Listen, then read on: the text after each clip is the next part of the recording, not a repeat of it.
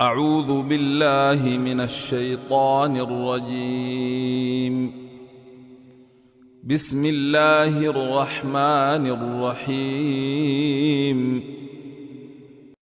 لن تنالوا البر حتى تنفقوا مما تحبون وما تنفقوا من شيء فإن الله به عليم.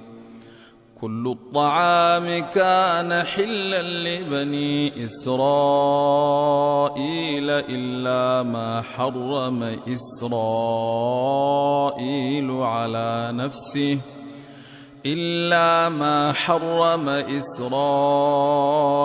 على نفسه من قبل أن تنزل التوراة.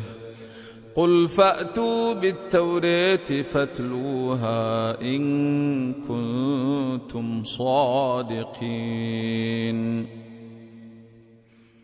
فمن افترى على الله الكذب من بعد ذلك فأولئك هم الظالمون. قل صدق الله فاتبعوا ملة إبراهيم حنيفا وما كان من المشركين. إن أول بيت وضع للناس للذي ببكة مباركا وهدى للعالمين. فيه آيات بينات مقام إبراهيم ومن دخله كان آمنا. ولله على الناس حج البيت من استطاع إليه سبيلا ومن كفر فإن الله غني عن العالمين. قل يا أهل الكتاب لم تكفرون بآيات الله والله شهيد على ما تعملون. قل يا أهل الكتاب لم تصدون عن سبيل الله من آمن تبغونها عوجا وأنتم شهداء وما الله بغافل عما تعملون. يا أيها الذين آمنوا إن تطيعوا فريقا من الذين أوتوا الكتاب يردوكم بعد إيمانكم كافرين. وكيف تكفرون وأنتم تتلى عليكم آيات الله وفيكم رسوله ومن يعتصم بالله فقد هدي إلى صراط مستقيم. يا أيها الذين آمنوا اتقوا الله حق تقاته ولا تموتن إلا وأنتم مسلمون. واعتصموا بحبل الله جميعا ولا تفرقوا. واذكروا نعمة الله عليكم إذ كنتم أعداء فألف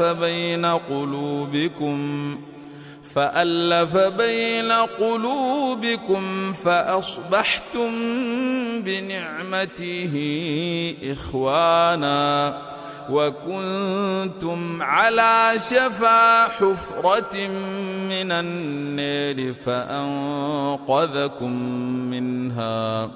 كذلك يبين الله لكم آياته لعلكم تهتدون.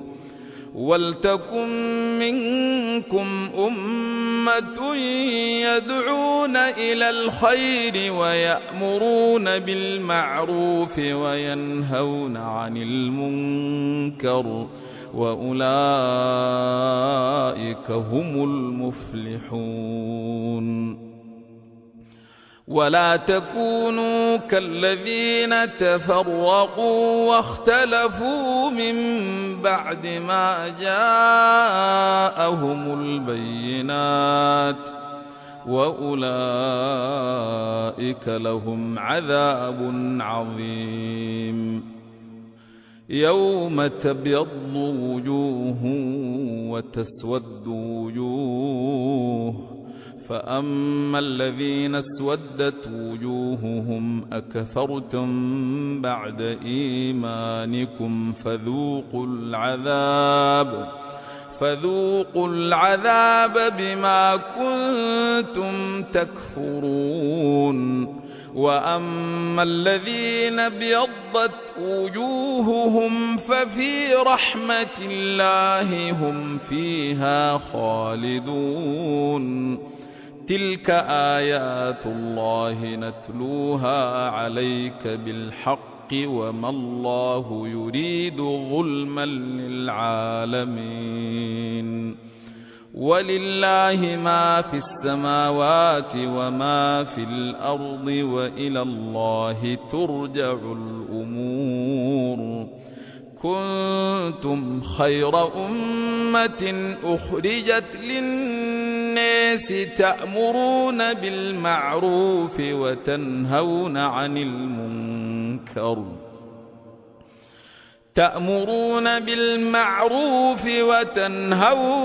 المنكر وتؤمنون بالله. ولو آمن أهل الكتاب لكان خيرا لهم، منهم المؤمنون وأكثرهم الفاسقون. لن يضروكم إلا أذى، وإن يقاتلوكم يولوكم الأدبار ثم لا ينصرون.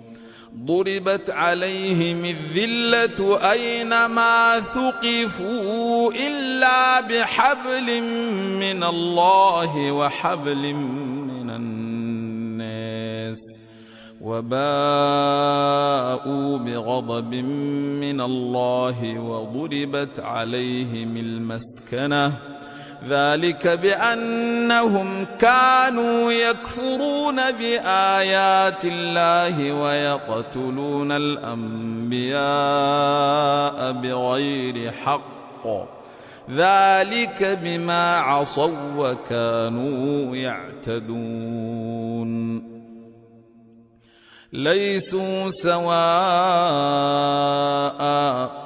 من أهل الكتاب أمة قائمة يتلون آيات الله آناء الليل وهم يسجدون، يؤمنون بالله واليوم الآخر ويأمرون بالمعروف وينهون عن المنكر ويسارعون في الخيرات، وأولئك من الصالحين.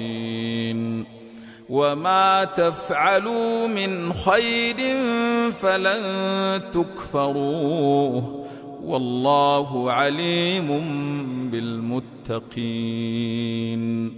إن الذين كفروا لن تغني عنهم أموالهم ولا أولادهم من الله شيئا، وأولئك أصحاب النار هم فيها خالدون.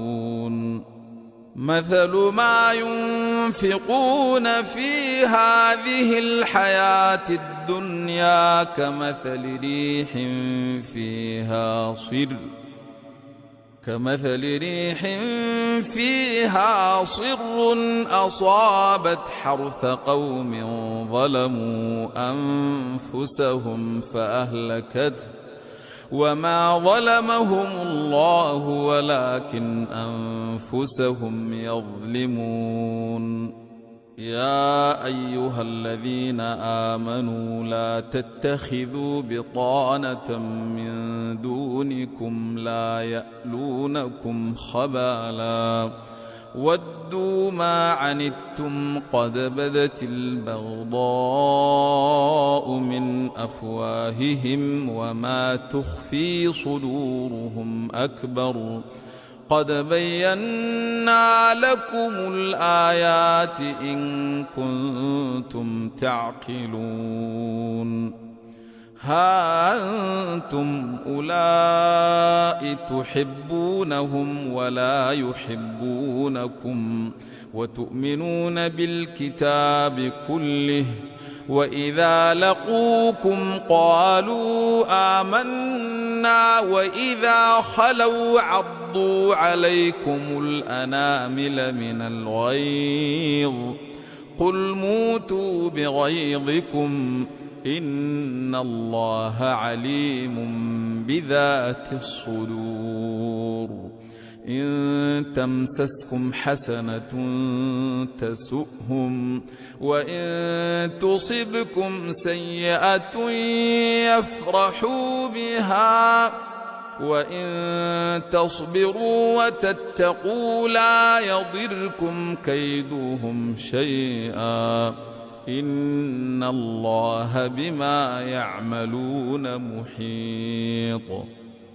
وإذ غدوت من أهلك تبوئ المؤمنين مقاعد للقتال والله سميع عليم.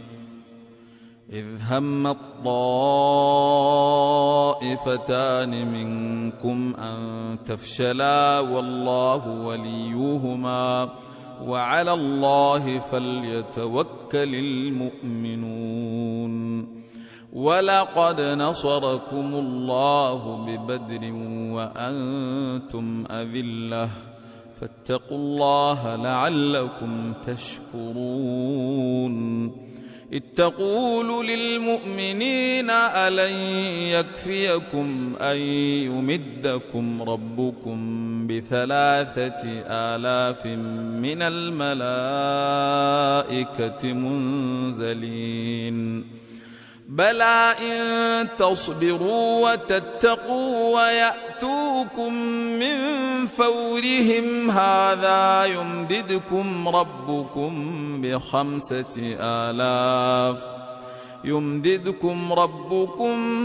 ب5,000 من الملائكة مسومين وما جعله الله إلا بشرى لكم ولتطمئن قلوبكم به وما النصر إلا من عند الله العزيز الحكيم ليقطع طرفا من الذين كفروا أو يكبتهم فينقلبوا خائبين. ليس لك من الأمر شيء أو يتوب عليهم أو يعذبهم فإنهم ظالمون.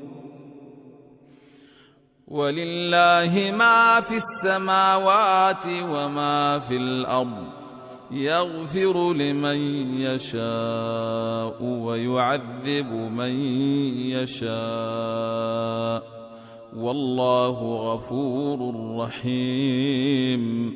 يا أيها الذين آمنوا لا تأكلوا الربا أضعافا مضاعفة واتقوا الله لعلكم تفلحون. واتقوا النار التي أعدت للكافرين وأطيعوا الله والرسول لعلكم ترحمون. وسارعوا إلى مغفرة من ربكم وجنة عرضها السماوات والأرض أعدت للمتقين الذين ينفقون في السراء والضراء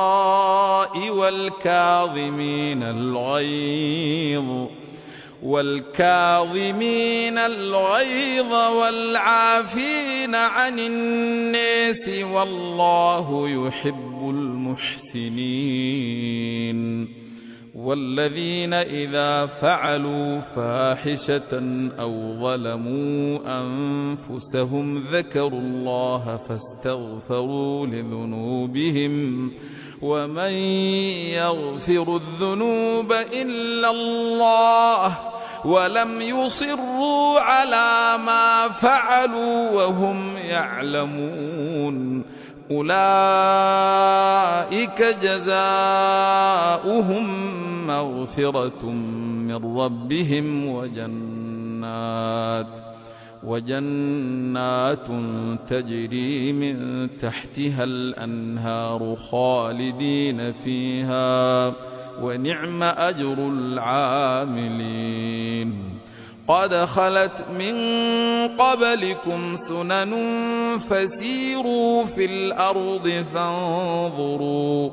فسيروا في الأرض فانظروا كيف كان عاقبة المكذبين هذا بيان للناس وهدى وموعظة للمتقين ولا تهنوا ولا تحزنوا وأنتم الأعلون إن كنتم مؤمنين إن يمسسكم قرح فقد مس القوم قرح مثله وتلك الأيام نداولها بين الناس وليعلم الله الذين آمنوا ويتخذ منكم شهداء والله لا يحب الظالمين وليمحص الله الذين آمنوا ويمحق الكافرين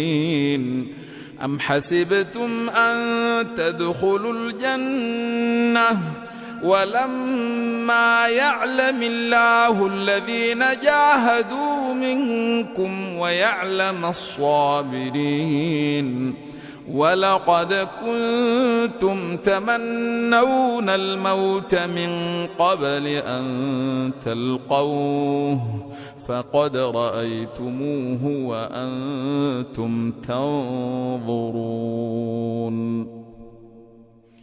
وما محمد إلا رسول قد خلت من قبله الرسل أفإن مات أو قتل انقلبتم على أعقابكم ومن ينقلب على عقبيه فلن يضر الله شيئا وسيجزي الله الشاكرين وما كان لنفس أن تموت إلا بإذن الله كتابا مؤجلا ومن يرد ثواب الدنيا نؤته منها ومن يرد ثواب الآخرة نؤته منها وسنجزي الشاكرين وكأي من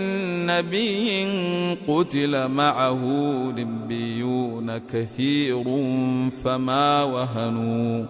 فما وهنوا لما أصابهم في سبيل الله وما ضعفوا وما استكانوا والله يحب الصابرين وما كان قولهم إلا أن قالوا ربنا اغفر لنا ذنوبنا وإسرافنا في أمرنا وثبت أقدامنا وانصرنا على القوم الكافرين. فآتاهم الله ثواب الدنيا وحسن ثواب الآخرة، والله يحب المحسنين. يا أيها الذين آمنوا إن تطيعوا الذين كفروا يردوكم على أعقابكم فتنقلبوا خاسرين.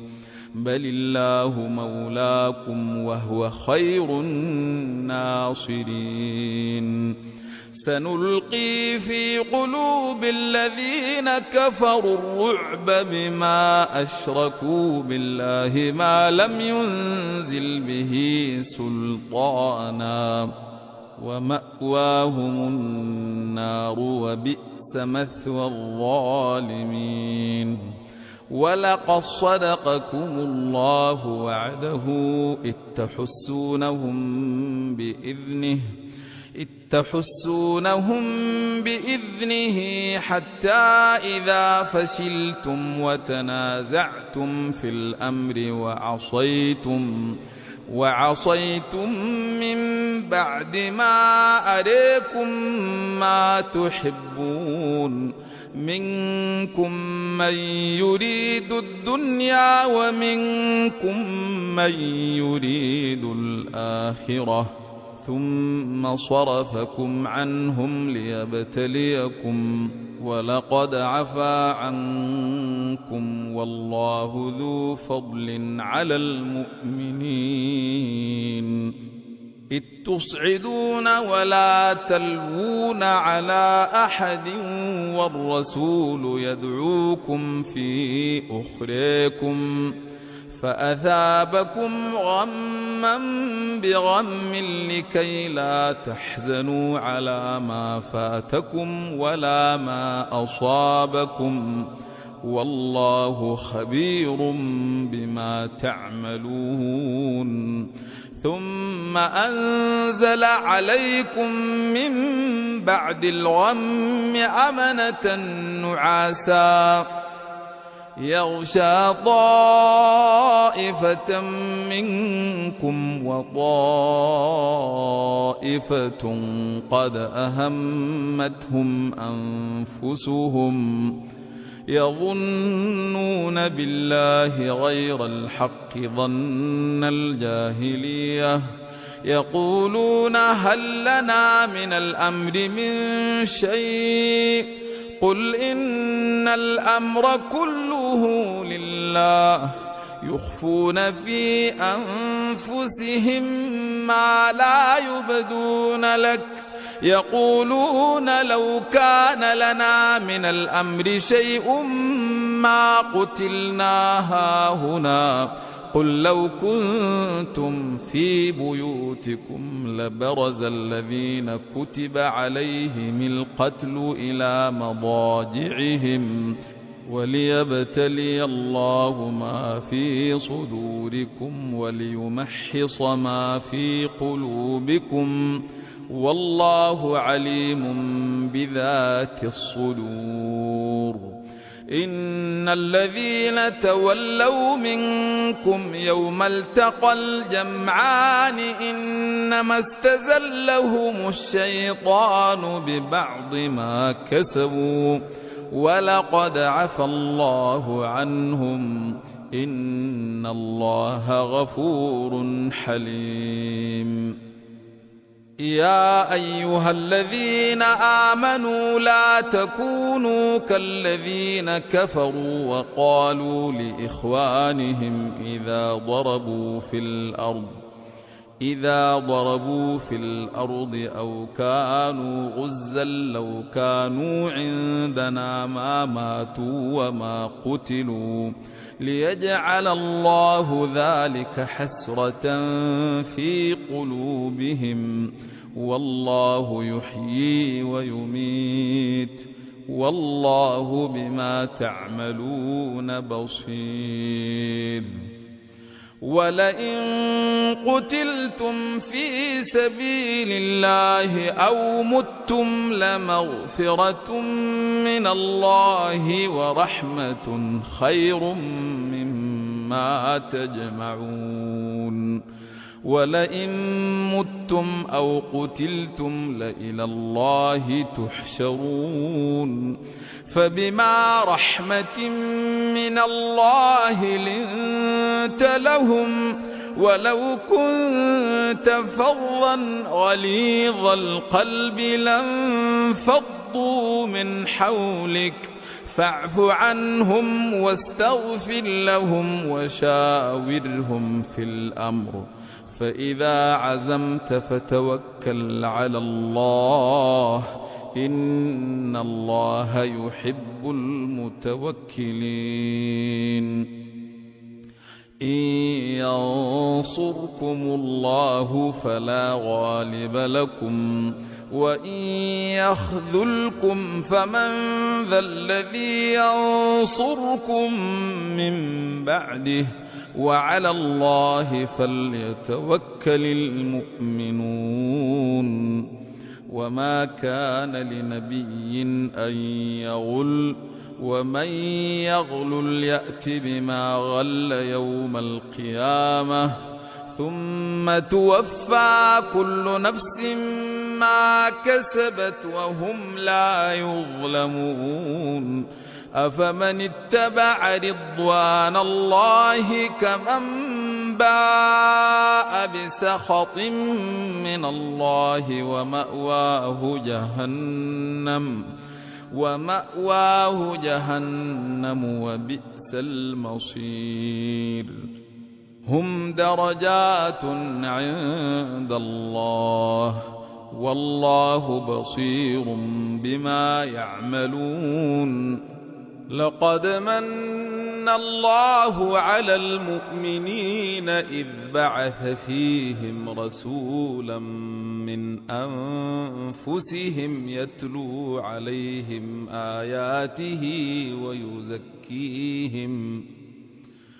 يتلو عليهم آياته ويزكيهم ويعلمهم الكتاب والحكمة وإن كانوا من قبل لفي ضلال مبين أولما أصابتكم مصيبة قد أصبتم مثليها قلتم أنى هذا قل هو من عند أنفسكم إن الله على كل شيء قدير وما أصابكم يوم التقى الجمعان فبإذن الله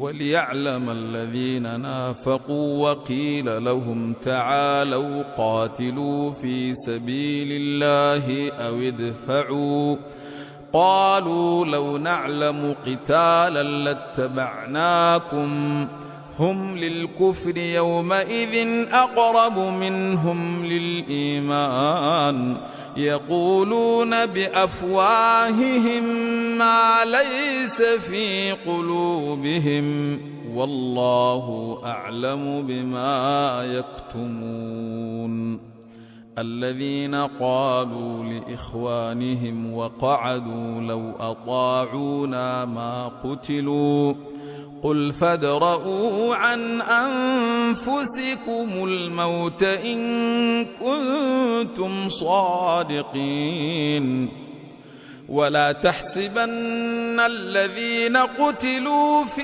سبيل الله أمواتا بل أحياء عند ربهم يرزقون فرحين بما آتاهم الله من فضله ويستبشرون بالذين لم يلحقوا بهم من خلفهم ألا خوف عليهم ولا هم يحزنون يستبشرون بنعمة من الله وفضل وأن الله لا يضيع أجر المؤمنين الذين استجابوا لله والرسول من بعد ما أصابهم القرح للذين أحسنوا منهم واتقوا أجر عظيم الذين قال لهم الناس إن الناس قد جمعوا لكم فاخشوهم فزادهم إيمانا وقالوا حسبنا الله ونعم الوكيل فانقلبوا بنعمة من الله وفضل لم يمسسهم سوء واتبعوا رضوان الله والله ذو فضل عظيم إنما ذلكم الشيطان يخوف أولياءه فلا تخافوهم وخافوني إن كنتم مؤمنين ولا يحزنك الذين يسارعون في الكفر إنهم لن يضروا الله شيئا يريد الله ألا يجعل لهم حظا في الآخرة ولهم عذاب عظيم إن الذين اشتروا الكفر بالإيمان لن يضروا الله شيئا ولهم عذاب أليم ولا يحسبن الذين كفروا أنما نملي لهم خير لأنفسهم إنما نملي لهم ليزدادوا إثما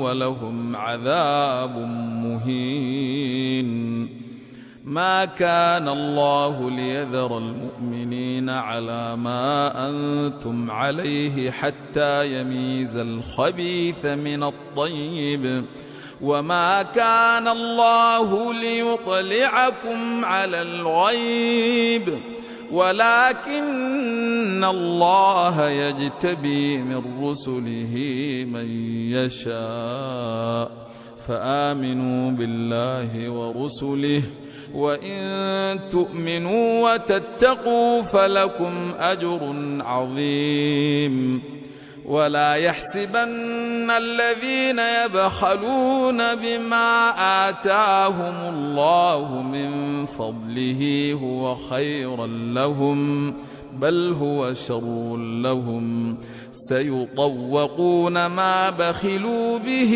يوم القيامة ولله ميراث السماوات والأرض والله بما يعملون خبير لقد سمع الله قول الذين قالوا إن الله فقير ونحن أغنياء سنكتب ما قالوا وقتلهم الأنبياء بغير حق ونقول ذوقوا عذاب الحريق ذلك بما قدمت أيديكم وأن الله ليس بظلام للعبيد الذين قالوا إن الله عهد إلينا ألا نؤمن لرسول حتى يأتينا بقربان تأكله النار قل قد جاءكم رسل من قبلي بالبينات وبالذي قلتم فلم قتلتموهم إن كنتم صادقين فإن كذبوك فقد كذب رسل من قبلك جاءوا بالبينات جاءوا بالبينات والزبر والكتاب المنير كل نفس ذائقة الموت وإنما توفون أجوركم يوم القيامة فمن زحزح عن النار وأدخل الجنة فقد فاز وما الحياة الدنيا إلا متاع الغرور لتبلون في أموالكم وأنفسكم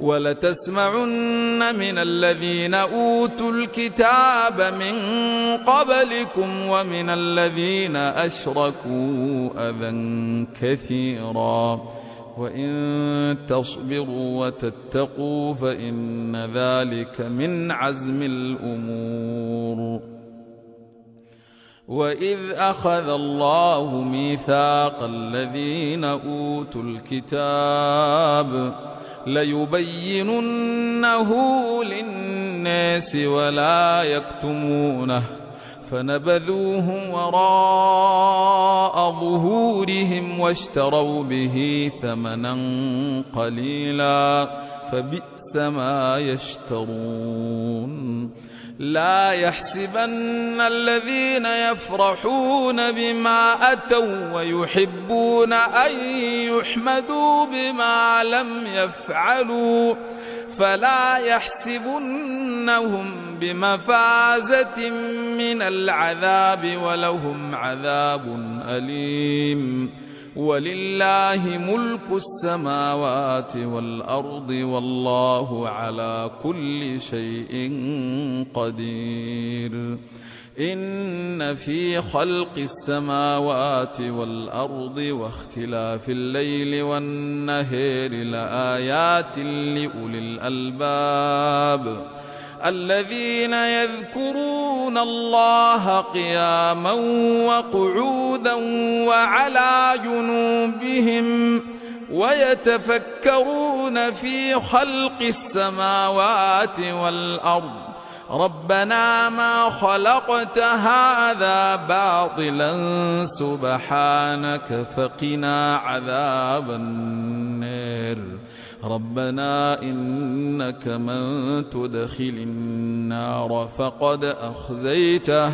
وما للظالمين من أنصير ربنا إننا سمعنا مناديا ينادي للإيمان أن آمنوا بربكم فآمنا ربنا فاغفر لنا ذنوبنا وكفر عنا سيئاتنا وتوفنا مع الأبرار ربنا وآتنا ما وعدتنا على رسلك ولا تخزنا يوم القيامة إنك لا تخلف الميعاد فاستجاب لهم ربهم أني لا أضيع عمل عامل منكم من ذكر أو أنثى بعضكم من بعض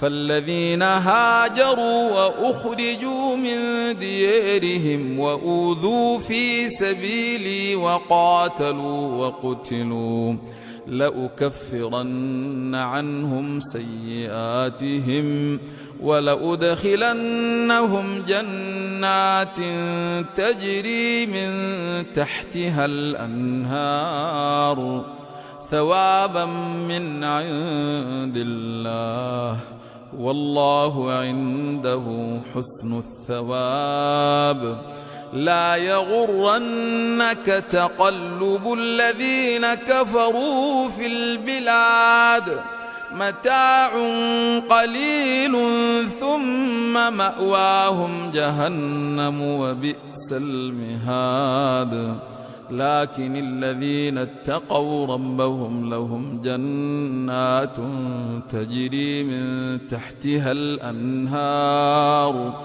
خالدين فيها نزلا من عند الله وما عند الله خير للأبرار. وإن من أهل الكتاب لمن يؤمن بالله وما أنزل إليكم وما أنزل إليهم خاشعين لله لا يشترون بآيات الله ثمنا قليلا أولئك لهم أجرهم عند ربهم إن الله سريع الحساب. يا أيها الذين آمنوا اصبروا وصابروا ورابطوا واتقوا الله لعلكم تفلحون. بسم الله الرحمن الرحيم. يا أيها الناس اتقوا ربكم الذي خلقكم من نفس واحدة وخلق منها زوجها وبث منهما رجالا كثيرا ونساء واتقوا الله الذي تساءلون به والأرحام إن الله كان عليكم رقيبا. وآتوا اليتامى أموالهم ولا تتبدلوا الخبيث بالطيب ولا تأكلوا أموالهم إلى أموالكم إنه كان حوبا كبيرا. وإن خفتم ألا تقسطوا في اليتامى فانكحوا ما طاب لكم من النساء مثنى وثلاث ورباع. فإن خفتم ألا تعدلوا فواحدة أو ما ملكت أيمانكم ذلك أدنى ألا تعولوا. وآتوا النساء صدقاتهن نحلة فإن طبن لكم عن شيء منه نفسا فكلوه هنيئا مريئا. ولا تؤتوا السفهاء أموالكم التي جعل الله لكم قياما وارزقوهم فيها واكسوهم وقولوا لهم قولا معروفا. وابتلوا اليتامى حتى إذا بلغوا النكاح فإن آنستم منهم رشدا فادفعوا إليهم أموالهم ولا تأكلوها إسرافا وبدارا أن يكبروا. ومن كان غنيا فليستعفف ومن كان فقيرا فليأكل بالمعروف. فإذا دفعتم إليهم أموالهم فأشهدوا عليهم وكفى بالله حسيبا. للرجال نصيب مما ترك الوالدان والأقربون وللنساء نصيب مما ترك الوالدان والأقربون مما قل منه أو كثر نصيبا مفروضا. وإذا حضر القسمة أولو القربى واليتامى والمساكين فارزقوهم منه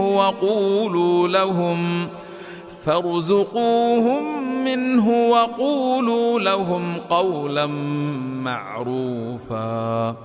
وليخشى الذين لو تركوا من خلفهم ذرية ضعافا خافوا عليهم فليتقوا الله وليقولوا قولا سديدا.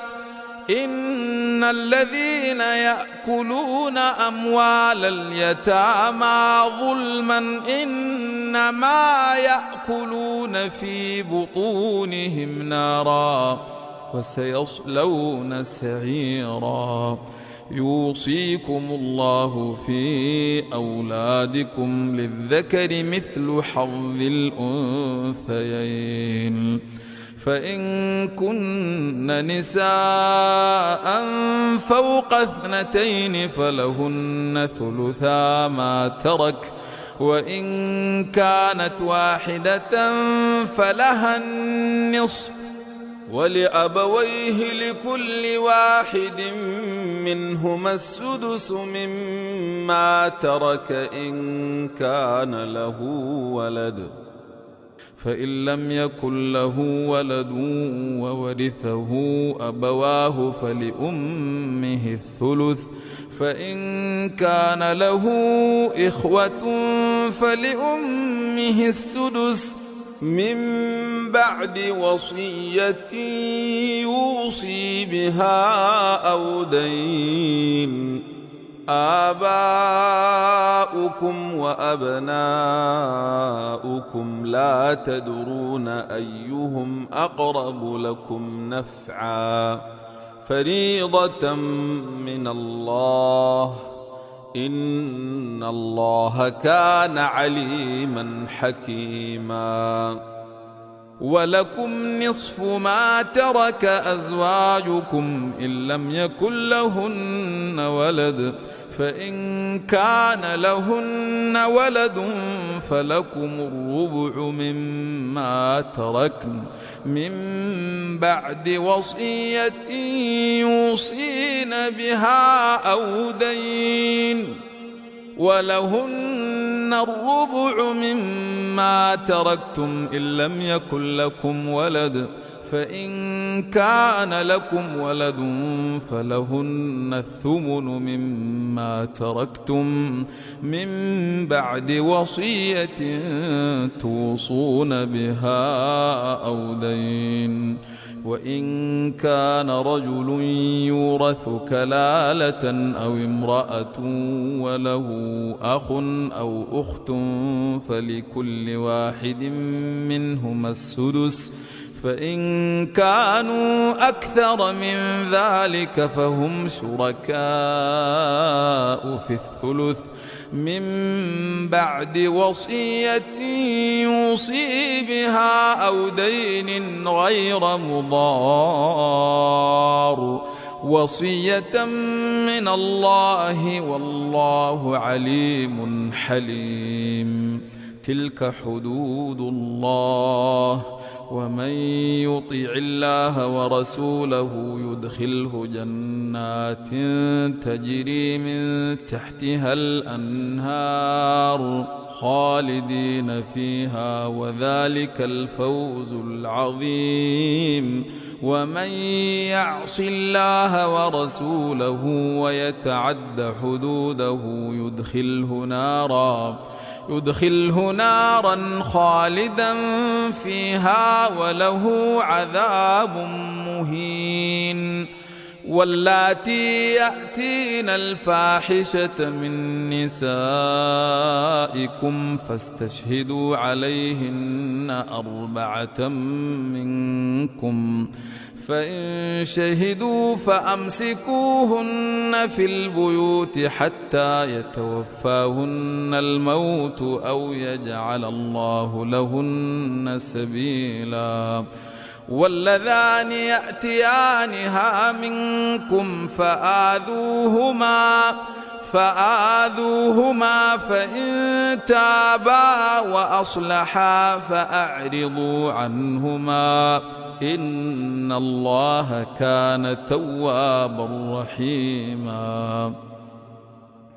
إن إنما التوبة على الله للذين يعملون السوء بجهالة ثم يتوبون من قريب فأولئك يتوب الله عليهم وكان الله عليما حكيما. وليست التوبة للذين يعملون السيئات حتى إذا حضر